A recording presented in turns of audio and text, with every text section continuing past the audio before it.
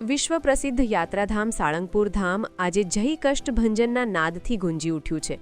પવિત્ર શનિવારના અવસરે શ્રી કષ્ટભંજન દેવ દાદાને અત્યંત મનોહર અને દિવ્ય શણગાર કરવામાં આવ્યો છે.